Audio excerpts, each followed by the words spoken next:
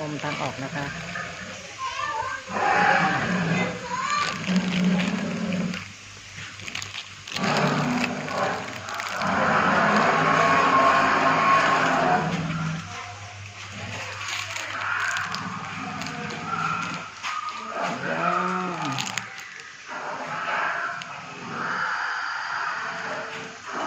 สวยงามมากเลยเพื่อนๆ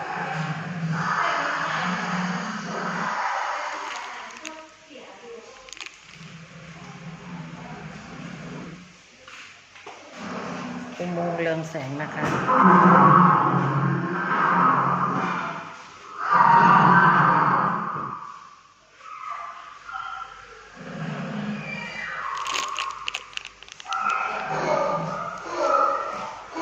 สวยมากเลยเด้ถ่ายพี่นี่ถ่ายอย่างสวยเลย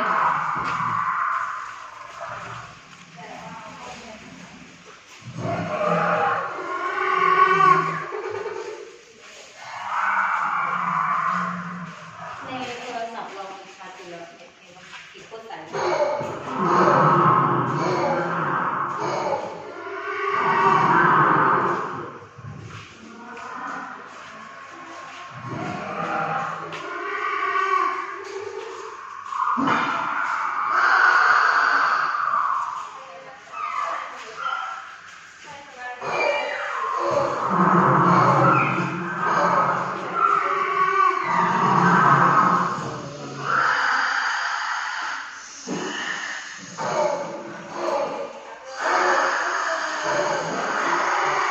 มาทำได้ไงเนาะสวยจังเลย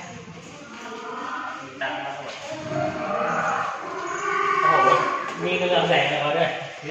อ้าวแล้วนี่ออกก็คือออกไปเลยเหรอไม่ได้กลับไปถ่ายนั่นเลย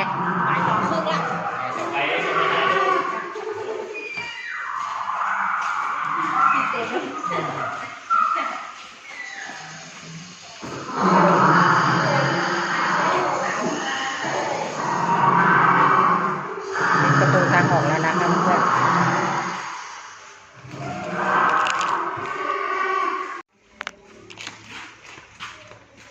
ทางออกแล้วนะคะ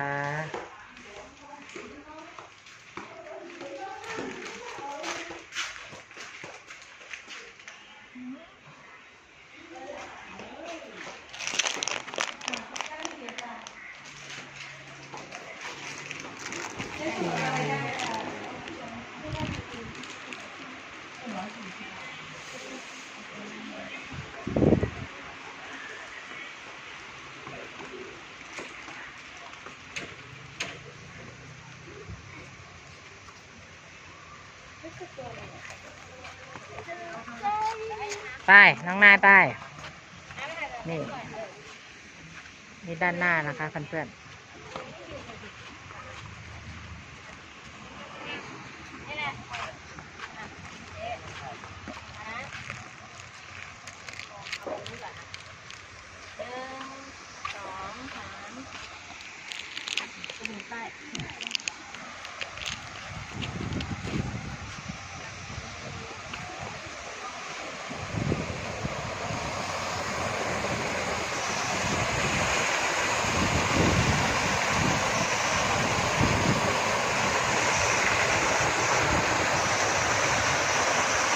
ก็จะกลับกันแล้วนะคะเพื่อนๆ